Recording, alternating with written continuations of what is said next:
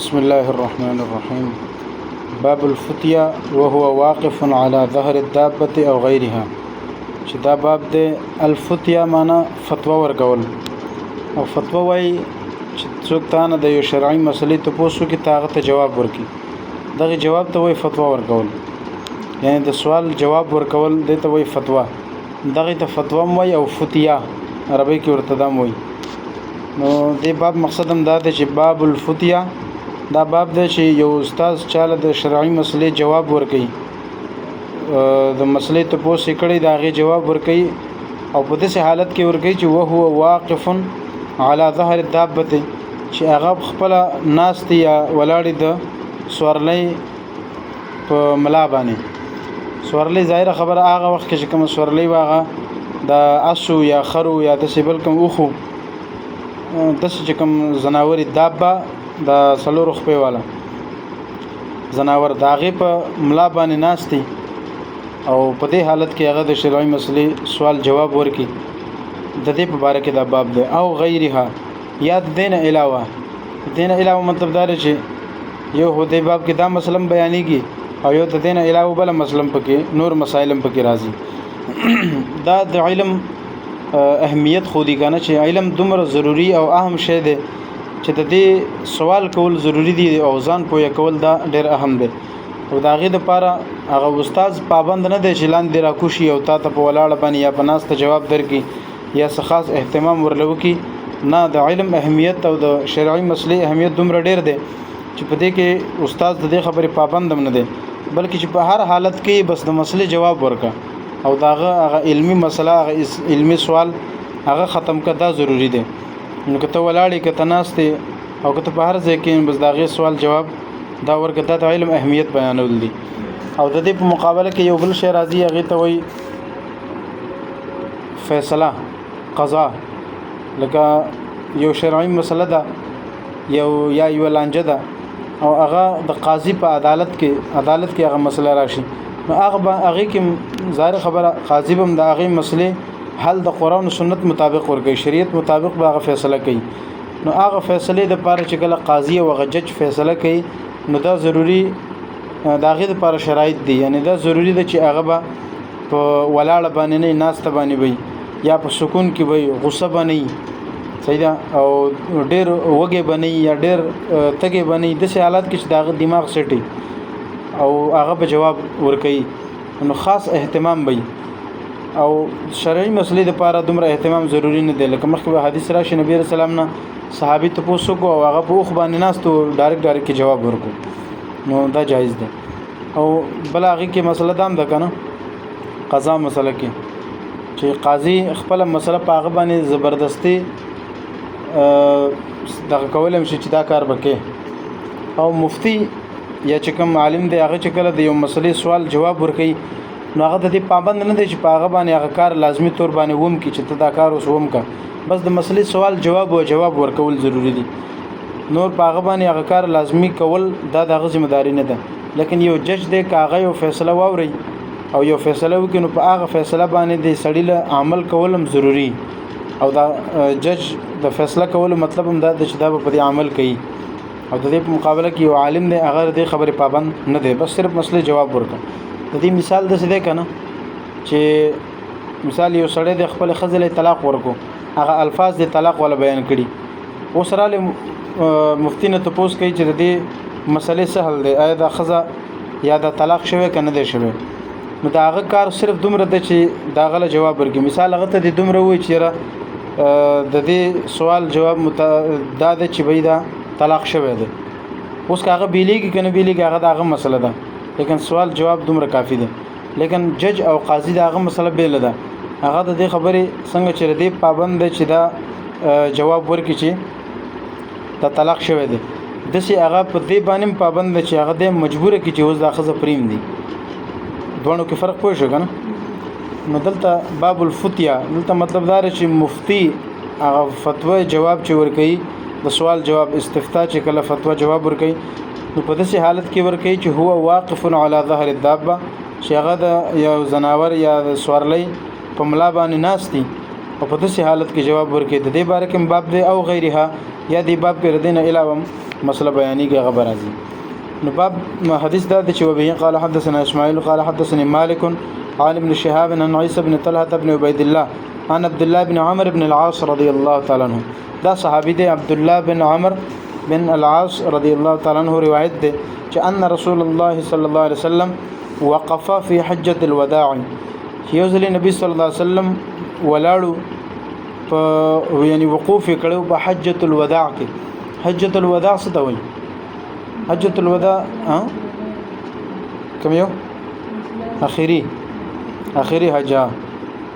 نبی صلی الله علیه وسلم ټول ژوندۍ کې صرف یو حج کړی دی او څلور عمرې کړي کنه. نو پدې کې هغه چې کوم حج کړي حجۃ الوداع ته وایي اخیری حج. تقریبا 9 هجری او کله سمه نو باغی کې نبی رسول الله حج کړو. باغی کې تقریبا ټول صحابه را جمع شوي. نو هغه خطبه دوران کې نبی رسول الله خطبه ورکړه، سه هدایت ورکړه. ځکه د دینه بعد نبی رسول الله دنیا نه تللو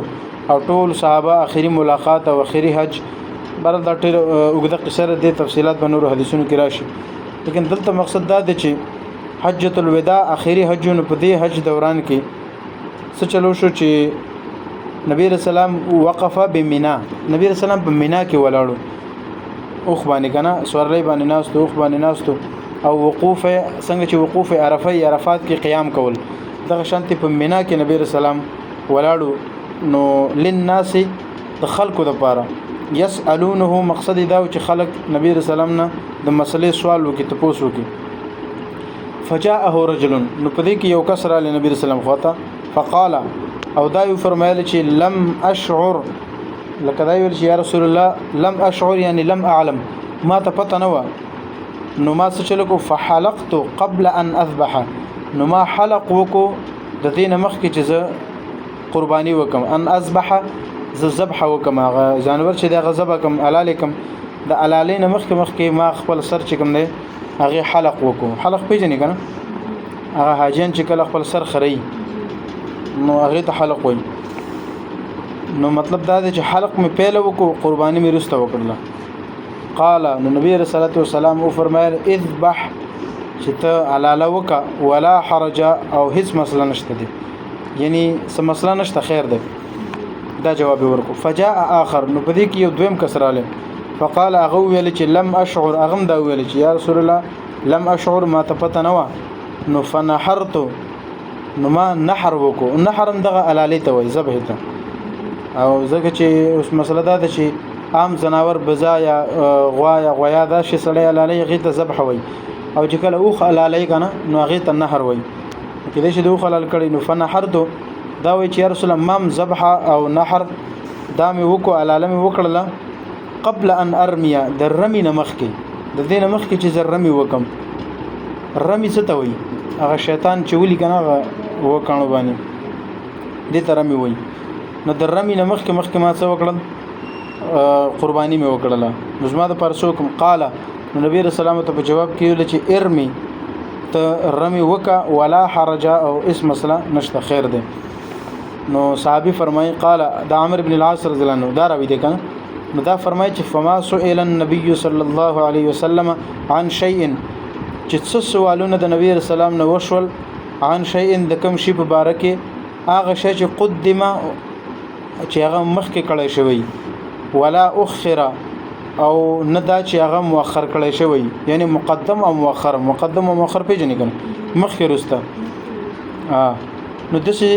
هر هغه کار په باره کې چې کوم مخکې رسته کړی شوی دا غي کوم شی باره کوم چې نبی رسول الله نه تاسو وکړی شو الا قال مگر دا چې نبی رسول الله ورته په جواب کې ویل چې افعل ولا حرج چې ته هغه کار وکاو هیڅ ګناه نشته څه مسله نشته دي. نو یدې کې اوس مسله دا ده حج دوران کې چې کله یو سړی ارکان حج ادا کوي افعال نو په دې کې ترتیب ضروری دی کنه ده. نو ټول ائمه اکثر محدثین علما خصوصا زمونږ احناف کې امام صاحبین چې دي صاحبین پیژنې کنه امام ابو یوسف او امام محمد رحمهم الله دا دوانه دغه شانت نور ائمه چې کوم دي نور ائمه یعنی امام احمد بن حنبل امام مالک امام شافعي دا ټول علما د دې مسلک دا ده د دې حدیث نه معلومیږي چې په د حج په افعالو کې اعمالو کې ترتیب ضروری نه ده. ځکه چې د حدیث هم ثابتېږي چې ترتیب ضروری نه ده چې یو صحابي وي ما پهلا حلق وکړو بیا مې حلاله وکړه او بل وای چې ما حلالې نه مخکې رمي وکړه نو مخکې رسته معاملات ته وشول نو آیا دا جایز دي کنه؟ نو حدیث کې نبی رسول الله ورته ویل دي چې لا حرج سم مثلا نه جایز دي. نو د دې حدیث نه معلومیږي چې دې افعال کې ترتیب خودل چې اول بدا کار کې بیا بدا کار کې بیا بدا کار کې کدا کار دې نه کړي نو هغه کار باندې کې نو دا شی دا ترتیب د ائمه باندې ضروری نه دی او دا غي دلیل دا حدیث دی پوه شئ. لیکن امام ابو حنیفه رحم الله هغه مسلک داده زمونږ مسلک لکه اوس داده چې نه ترتیب ضروری دی او هغه ترتیب د ضروری دی چې د ټولو نه اول به ته رمی کې رمی دا شیطان هغه په کانو باندې شتل لکه نور معاملات نه علاوه د دریو کې ته یادوم دا کوم چې د حدیث کې راغلي. نو په دې حدیث کې چې کوم راغلي رمی ذکر راغلی د قربانی ذکر راغلی او د حلق ذکر راغلی نو دیو کې ترتیب شته کنه شته. نو امام ابو حنیفه رحمه الله وایي چې دې کې ترتیب ضروری دی. ترتیب ضروری دی چې اول به رمی کې شیطان به ولي اول به دا کار کې د دین مخکې به یو کارم نه کې او د دین وروسته به ته بل کار دا کې چې قربانی وکې هغه حلاله وکې او چې کله د حلاله وکړه د دین وروسته به حلق یا قصر کې قصر د اختواړ کول ته وي او حلق وي مکمل خرول ته ترتیب باندې پوه شئ. پهله شیشه ده رمی او دویم شیشه ده حلاله ذبح قربانی او دریم شه ده دریم اخیره کې به حلق ده. نو دا ترتیب ضروری دی. نو امام صاحب وایي ګوره که یو سړی کومه پوری رمی نه کړي نو داغه د پاره نه حلق جایز ده نو قربانی جایز ده او که کومه پوری قربانی نه کړي نو هغه پوری د پاره چې جایز نه ده حلق جایز نه دي. نو دا ترتیب ضروری دی. وس دې حدیث ته وګورئ نو دا خو د امام ابو حنیفه رحم الله خلاف ده ځکه چې دې حدیث کې خوراغلی چې نبی رسول الله وایي هیڅ مسله نشته خیر ده او امام صاحب وایي چې نه خیر نه ده ضروری ده چې ترتیب او خیال ساتي. نو د دې حدیث څه جواب ده او د امام صاحب څه دلیل ده؟ امام صاحب دلیل اصل کې د قران کریم آیات ده. قران کریم کې الله تعالی فرمایي لا تحلقوا رؤوسكم حتى يبلغ الهدي محله. تاسو خپل سرونه هغه پورې مخروي کومه پورې چې حتى يبلغ الهدي محله هغه هدي چې کوم قرباني ساروي ده هغه چې کوم پورې نه رسیدله محله خپل محل ته یعنی ذبح خانه ته کوم ځکه چې هغه حلاليږي. مطلب دا دی چې اول هغه حلال کوي بیا دا کار وکي. دا قران نه ثابت شو. نو معلومه ده شو چې قران وایي چې اول به سر نه خروي اول به قرباني کوي. نو چې قرباني نه شوي دا غنه مخکې دا جایز نه دی. دا د امام صاحب ابو حنیفه رحم الله دلیل دی. امام صاحب دا وایي چې اصل مسله دا ده چې یو سړی غلطي کې د کار مخکې رسته وشي نو بیا خو څه مسله نه ده مسله نشته دی. او که چې د قصدن یو کو نه داغه حج ماتيږي هغه حج خرابېږي فاسد کېږي قصدن ندی کول پکار. البته غلطی کې ته وشو نو بیا دا د چې داغه ازاله کې دی شي. لکه مثال کې تور پر سړی نه په منځ کې فرض پاتې شي داغه موږ نه کېږي کنه او که واجب ته پاتې شي نو داغه ازاله صورت شته دی هغه د سجده سوا وګه اخره کې داغه سبستاغه کمې پوره شي که سجده سوا هم دیونه کړ بیا خو موږ نه کېږي. نو دغه شانتي امام صاحب وایي ک یو کس قصدن دا کار وکړي چې د تقدیم او تاخير وکړي مخکې رسته کړل نو بیا خداغه حج مات شو فاسد شو. او که چې ته قصدن نه د کړي بلکې غلطي کې دا کار وشو نو تاغي به طریقه دا ده چې ته دم ورکا شي ورکا دم مطلب دا دی چې د دې په بدل کې ته وسنه سره جرمانه ورکا او جرمانه مختلف جرمانه کېدل شي یو صدقه ورکول یا د بزی قرباني کول یا د نور څه طریقې دي هغه دم ورکول دا لازمي دي. نو امام صاحب وایي ګوره دې حدیث کې دا حدیث مزما خلاف نه دی. وجه دا چې دې حدیث کې دا راغلي دي صحابي وایي چې لم اشعر یا رسول الله ما ته پته نه و ما دا کار وکړ نو ځکه ته نبی رسول الله ویل چې ته پته نه و نو بیا خیر دی لا حرج څه مسله نه ده چې ته پته وې نو بیا مسله وا. او یا بل خبره دا چې نبی رسول الله ویل لا حرج سه اس مسله نشته نو اس مسله نشته دا مطلب نه ده چې بالکل معافی ده. د مطلب دا ده چې دې سستا حج مکمل فاسد نشو لا حرج خیر ده د دې ازاله او کمیت پوره کول شي او داغه پوره کولو طریقه چی شه ده دم جرمانه ورکا. نو لہذا خلاصه دا ده چې امام صاحب ترتیب ضروری ده قران نه ثابت دي او نور ائمه وایي چې نه ترتیب ضروری نه ده د حدیث نه معلومیږي. نو دا باب سے مطابقت د دې ده چې ګور دي کې صحابي نبی رسول الله صلی الله علیه وسلم نه تپوس کوي د مسلې او نبی رسول الله ته جواب ورکړي اوس دې حدیث کې چې ته لږ غور وکې کنه نو دې حدیث کې یو ځکه امدانې دی راغلی چې نبی رسول الله په سورلۍ باندې د پاسه ناستو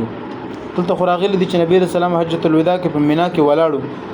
خلکو ته پاره خلکو ته پوښتنه کول نو دې کې خدا نه دی راغلی چې څه شه دی چې نبی رسول الله په سورلۍ باندې ناستو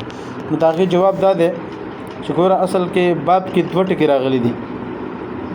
اول باب حصہ دا ده چې باب الفتیا وهو واقف على ظهر الدابه یو دا ده او دویمه حصہ دا ده چې او غیرها